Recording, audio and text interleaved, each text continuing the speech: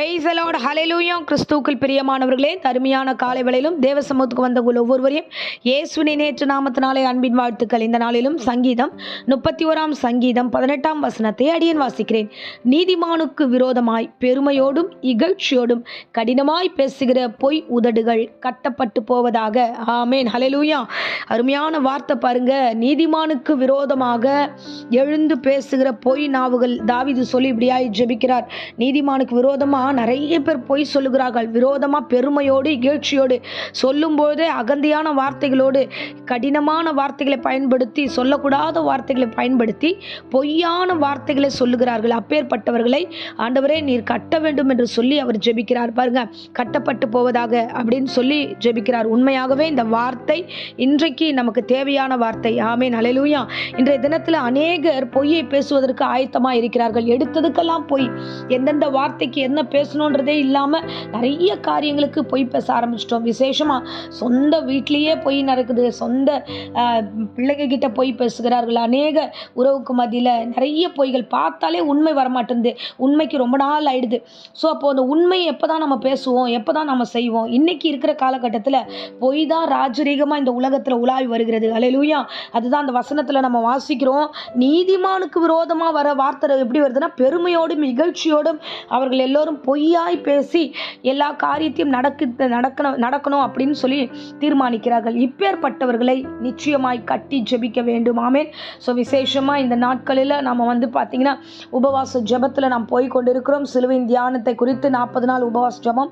தேவன் நம்ம பல அதிசயங்களையும் அற்புதங்களையும் செய்து கொண்டிருக்கிறார். விசேஷமாக நிறைய வார்த்தைகளை நமக்கோடு கூட கர்த்தர் பேசுகிறார். நிறைய வியாக்கியானங்களை கொடுத்து நம்மளை பலப்படுத்துகிறார். விசேஷமாக அந்த நாட்களில் பார்க்குறோம், ஆண்டவர் அந்த கெத்செமனே தோட்டத்தில் பலப்பட்டு அவர் வரும்பொழுது அங்கிருந்து வருகிற ஒவ்வொரு சீக்வன்ஸையும் நம்ம பார்த்துக்கிட்டு இருக்கோம். தேவனாகிய கிறிஸ்து அவரை பலப்படுத்தின பின்பு அவரை பிடிக்கும்படியாக போர் சேவர்கள் எல்லாம் வருகிறார்கள். அந்த இடத்துல அவரை பிடித்து கொண்டு அவரை எடுத்துட்டு போய் பிலாத்து விடத்தில் விடுகிறார்கள். ஸோ இப்போ இந்த சீக்வன்ஸில் நம்ம பார்க்கும்போது என்ன ஆகுதுன்னா, அவரை கொண்டு போய் விட்ட பொழுது அங்கே என்ன நடக்குதுன்னா, அங்கே சுற்றி இருக்கிறவர்கள் எல்லோருமே இயேசு கிறிஸ்துக்கு விரோதமாக ஒரு பொய் சாட்சியை உருவாக்குகிறார்கள். அல்லேலூயா. பாருங்க, இன்றைய தினத்தில் நாம் தொடர்ந்து 40 நாள் உபவாச ஜெபத்தில் இருக்கிறோம். சிலுவையின் தியானங்களை குறித்து பார்த்து கொண்டிருக்கிறோம். சிலுவையின் தியானங்களில் பொய்யை குறித்து தேவன் வெளிப்படுத்துகிற வார்த்தையை நம்ம பார்ப்போம். பார்த்தீங்கன்னா, இரட்சகராக இயேசு கிறிஸ்து சிலுவையின் காரியங்களை கடந்து போவதற்கு முன்பதாக கெத்செமனே தோட்டத்தின் வழியாக அவர் கடந்து வருகிறார். நல்ல ஜெபித்து பலம் பெற்றுக்கொண்டு அங்கிருந்து வெளியே வரும்பொழுது ஆயிரக்கணக்கான போர் சேவர்கள் அவரை சூழ்ந்து கொண்டு அவரை கைது செய்கிறார்கள். கொண்டு போய் அவர்களை இந்த வேளையில் பிரதான ஆசாரியரிடத்தில் ஒப்பு கொடுக்கிறார்கள். அங்கே போய் பார்த்தோம்னா அந்த அரண்மனை முழுக்க சுற்றி அநேக போர் சேவகர்கள் சூழ்ந்திருக்கிறார்கள். இந்த இடத்துல தான் ஒரு முக்கியமான காரியம் அங்கே உண்டாகிறது. என்னன்னா, பிரதான ஆசாரியர்களும் மூப்பர்களும் எல்லாரும் ஒன்றா சேர்ந்து கொண்டு இவருக்கு விரோதமாக பொய் சாட்சிகளை அவர்கள் ஆயத்தப்படுத்துகிறார்கள். ஆமென், ஹல்லேலூயா.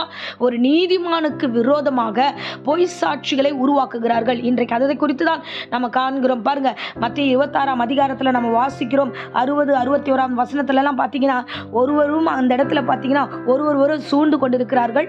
அநேகர் அங்கே பொய் சாட்சி சொல்லியும் அந்த சாட்சி அவங்களுக்கு ஒவ்வவில்லை. ஆனாலும் கடைசியில் 2 பேர் பொய் சாட்சிகளை சொல்லும்படியாய் வருகிறார்கள். ஆமென், ஹல்லேலூயா.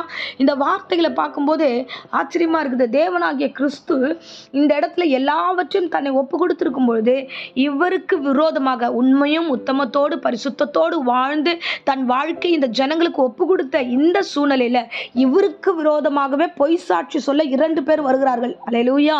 என் அன்பு பிள்ளையே, இந்த நாட்களில் கர்த்தர் இந்த காரியத்தை குறித்து நம்மளோடு பேசுகிறார். பார்த்தீங்கன்னா, பொய் சாட்சி உண்மையா இருந்தவருக்கே பொய் சாட்சி வருகிறது என்றால் நாமெல்லாம் எம்மாத்திரம். ஹல்லேலூயா. ஸோ உண்மையோடு வாழ்ந்து பரிசுத்தத்தோடு வாழ்ந்து இந்த ஜீவன் இந்த உலகத்தில் கிறிஸ்து நமக்காக, பாவியாகிய நமக்காக அவருக்கு இறங்கி வந்தார். நம்மை காப்பாற்றும்படியாய் வந்த அந்த ஜீவனுக்கு விரோதமாக 2 பொய் சாட்சிகள் ஒன்றாய் சேர்ந்து கொண்டு பேசுகிறார்கள். ஹல்லேலூயா. நம்ம எரேமியால ஒரு வசனத்தை வாசிக்கிறோம். 9 அதிகாரத்தில் 3 வசனம். அவர்கள் பொய்யை பிரயோகித்து நாவினால் வில்லை வளைக்கிறார்கள். ஹல்லேலூயா. அவர்கள் இந்த தேசத்தில் பலத்து சத்தியத்திற்கு விரோதமாக எழுந்து நிற்கிறார்கள். பொல்லாப்பிலிருந்து பொல்லாப்பு நடந்தேத்துகிறார்கள். அவர்கள் அந்த வசனம் சொல்கிறது, என்னையோ அறியாது இருக்கிறார்கள். ஆமென். இயேசுவை அறியாத ஜனம் வளைத்து வளைத்து பொய்யான வார்த்தைகளை பேசி பிரயோகித்து பலப்படுத்தி சத்தியத்திற்கு விரோதமாக நிற்கிறார்கள். ஆமென், ஹல்லேலூயா. இன்றைய தினத்தில் சத்தியத்துக்கு விரோதமாக பொய்கள் வருகிறது. சத்தியத்துக்கு விரோதமாக பொய்யான காரியங்களை உருவாக்குகிறார்கள். புது புது காரியங்களை இது பேச பேசுவது தப்பு, இந்த மாதிரி செயல்படுவது தப்பு என்பதை அறியாமல் பொய்யை விரும்பி அதன்படி செய்கிறார்கள். வெளிப்படுத்தல் விசேஷத்தில் வாசிக்கிறோம், பொய்யை விரும்பி அதன்படி போகிற எல்லோருடைய வாழ்க்கையும் நரகத்துக்கு நேராக போகிறது. அன்பான பிள்ளையே, அநேகர் நம்மளை சுற்றி பொய்யாய் வாழ்ந்து கொண்டிருக்கிறார்கள், பொய்யை பிணைக்கிறார்கள். இயேசு கிறிஸ்து நீதிமான். அவருக்கு விரோதமாக இகழ்ச்சி பண்ணி அவரை அவமானப்படுத்தி அகந்தையாய் அவருக்கு விரோதமாய் பொய் சாட்சி சொல்ல வருகிறார்கள் என்றால் நீயும் நானும் எம்மாத்திரம். அல்லேலூயா. ஸோ இந்த நாட்களில் நமக்கு விரோதமாக பேசாத வார்த்தைகளை பேசினதாய் சொல்லலாம், நடக்காத காரியத்தை நடந்ததாய் சொல்லலாம், இதெல்லாம் நடந்தேறியது, இதெல்லாம் முடிந்தது என்று தன் நாவை வளைத்து இருமாப்பாய் பேசி சத்தியத்துக்கு விரோதமாய் எழும்பி வந்து வார்த்தைகளை பேசலாம். ஆனாலும் அது ஒன்றும் உண்மை இல்லை என்பதையும் இரட்சகராக இயேசு கிறிஸ்து சிலுவை சுமந்து 3ஆம் நாள் உயிரோடு எழுந்த போது அநேகருக்கு தெரிந்தது. அல்லேலூயா. என் அன்பு பிள்ளையே, இன்றைய தினத்தில் நாம் கவனத்தோடு செயல்பட வேண்டும். அதுதான் தாவீது அழகாய் ஜெபிக்கிறார். என்ன அழகான வார்த்தை பாருங்களேன். பெருமையோடும் இகழ்ச்சியோடும் கடினமான வார்த்தைகளை பேசி பொய்யை உதடுகளை நீங்க ஆண்டவரே கட்ட வேண்டும் என்று அவர் ஜெபிக்கிறார். ஆமேன். ஸோ இந்த உபவாச நாட்களில் உங்க வீட்டுக்கு விரோதமா, உனக்கு விரோதமா எழுந்திருக்கிற வார்த்தைகளை நாம் கவனமாய் பொறுப்பெடுத்துக் கொள்ளும். ஆண்டவரே, நான் கட்டி ஜெபிக்கிறேன். ஆண்டவரே, எங்க வீட்டுக்கு விரோதமாய் பொய்யை பிணைக்கிற பொய்யின் நாவுகளை நான் கட்டுகிறேன் என்று நாம் சொல்ல வேண்டும். ஆமேன். அல்லேலூயா. இந்த தினத்தில் தேவனாகிய கிறிஸ்து நம்மளோடு பேசிக் கொண்டிருக்கிறார் பாருங்க. அதுதான் எபேசியர்ல வசனம் சொல்கிறது. 4ஆம் அதிகாரம் 25ஆம் வசனத்துல நம்ம பார்த்தோம்னா, ஒருவர் அவயவங்களாக இருக்கிறோம், ஒருத்தருக்கு ஒருத்தர் நம்ம பார்த்து கொண்டிருக்கிறோம், ஒரே அன்பில வளர்கிறோம். நாம் ஒருவர் நன்மையை பேசணும், நன்மையான வார்த்தையை பேசணும், ஒருவருக்கு ஒருவர் பொய் பேசாதபடிக்கு ஜாக்கிரதையா இருக்க வேண்டும். ஆமென். அல்லேலூயா. ஸோ இந்த நாட்கள் இந்த பிரசங்கத்தை கேட்கிற நீங்கள் யாரானாலும் சரி, தேவ சமூகத்துக்கு முன்பதாக உண்மையை பேசுவோம், உண்மையை பேசுகிற காரியங்களை உருவாக்குவோம். ஆமென். அல்லேலூயா. நம்ம பார்க்காத, நம்ம கேட்காத, நம்ம கண்டிராத காரியத்தை குறித்து பொய்யை பேசி நம்ம அந்த காரியத்தை நாம் நிர்மூலமாக்காதபடிக்கு நாம் ஜாக்கிரதையா இருக்க வேண்டும். ஆமென். அல்லேலூயா. நீதிமானுக்கு விரோதமாக ஒருவரும் கைப்படாதபடிக்கு எச்சரிக்கையா இருக்க வேண்டும். ஆமென். ஸோ நீதிமான் என்பது தேவ சமூகத்தில் ஒப்பு கொடுக்கப்பட்ட மனிதர், தேவனால உருவாக்கப்பட்ட மனிதர்கள். அவர்கள் மீது நாம் கை போடும்போது கவனமாக இருக்க வேண்டும். ஆமென். அல்லேலூயா. விசேஷமா இயேசு கிறிஸ்து மீது பொய் சாட்சி சொன்னினவர்கள் அப்புறம் கடைசியில் அவருக்கு சிலுவை அந்த காரியங்களை ஒப்பு கொடுக்கும்போது, சிலுவை தான் அவருக்கு மரண தண்டனை கொடுக்க வேண்டும் என்று சொல்லும்போது அங்கே இருக்கிற ஜனங்கள் எல்லோரும் ஒன்றாய் சேர்ந்து அநியாயமாய் ஆர்ப்பரிக்கிறார்கள். ஆர்ப்பரிக்கும் போது அங்கே இருக்க சொல்லாங்க, இந்த இரத்தப்பழி என்னுடைய பிள்ளைகளுக்கு மீதும் வந்து சேரட்டும், பரவாயில்லை, அவரை சிலுவையில் அடியுங்கள் என்று சொல்லி அவர்கள் எல்லோரும் ஏகமாய் சொல்லுகிறார்கள். இதுதான் யதார்த்தம், இதுதான் உண்மை. பழகுற வரைக்கும் பழகுவார்கள். அதுக்கப்புறம் பார்த்தா நீ யாரோ நான் யாரோ என்று சொல்லி பொய்யை பிதட்டி இந்த உலகம் முழுவதும் நம்மளை பலவீனப்படுத்துவார்கள். ஆனால் இப்பேற்பட்ட ஆவியை கண்டறிந்து நாம் ஒருமித்து கட்டி ஜெபிக்க வேண்டும்.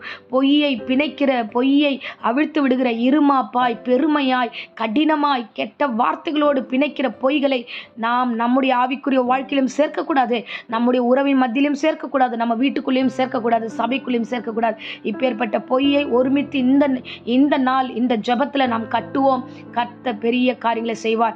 இயேசு கிறிஸ்து எப்படி 3ஆம் நாள் உயிரோடு எழுந்து அந்த பொய்யெல்லாம் மதமாக்கினாரோ அப்படியே இந்த ஜெபங்கள் 40 நாள் முடிந்த பொழுது எல்லோருக்கும் தெரியும், உங்களை குறித்து பொய்யாய் பேசினதெல்லாம் ஆண்டவர் மெய்யாய் மாற்றி ஆண்டவர் ஒரு பெரிய அற்புதமுள்ள பிள்ளை, நீதிமான் என்று உங்களை குறித்து ஒரு திட்டமான காரியத்தை வெளிப்படுத்துவார். என் தேவனாகிய கர்த்தர் உங்களோடு கூட இருப்பார் என்பதை உலகத்தார் காண்பார்கள். ஆமென். அல்லேலூயா.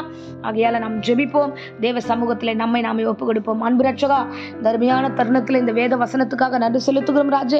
அப்பா, இந்த நாளில் பேசின வார்த்தையின்படி எங்களுக்கு முன்பதாக ஆண்டவரே பொய்யாய் பேசுகிறவர்களை நாங்கள் கட்டுகிறோம் ராஜா. ஆண்டவரே அப்பா, இந்த வேளையில எந்த குடும்பத்திற்கு விரோதமாக பொய்யை பேசுகிறார்களோ, எந்த மனிதனுக்கு முன்பதாக ஆண்டவரே அப்பா உண்மை இல்லாததெல்லாம் பொய்யாய் பேசுகிறார்களோ, எல்லா காரியத்தையும் ஆண்டவரே இயேசுவின் நாமத்தினால் அடியன் கட்டி ஆண்டவரை சபித்து பாதாத்தில் கட்டுகிற ராஜா. ஏசப்பா உமக்கு நன்றி. எந்த சபையின் மீதும் பொய்யான வார்த்தைகளை பேசாதபடிக்கு எல்லா நாவுகளையும் இயேசுவின் நாமத்தில் சபித்து பாதாத்தில் கட்டுகிறேன். ஆண்டவரே, நீதிமானுக்கு விரோதமாய் ஒருவரும் எழுந்து நிற்காதபடிக்கு பாதுகாத்துக் கொள்ளுங்க. பரிசுத்த ஆவியானவர் தாமே பொறுப்பெடுத்துக் கொள்ளும். விசேஷமாய் நன்மையும் கிருபையும் ஆண்டவரே இந்த பிரசங்கத்தை கேட்கிற ஒவ்வொரு பிள்ளைகளுடைய வீடுகளுக்குள்ளே கடந்து போவதாக, ஒவ்வொரு பிள்ளைகளுடைய வீட்டையும் ஆண்டவரே நீர் பாதுகாத்துக் கொண்டு ஆசீர்வதியும். உபவாச ஜெபத்தை அங்கீகரியும், ஆசீர்வதியும். இயேசுவின் நாமத்திலே ஜெபித்து ஆசீர்வாதத்தை ஒப்புக் கொடுக்கிறேன் ஜீவனுள்ள நல்ல பிதாவே. ஆமென். ஆமென். Praise the Lord. God bless you.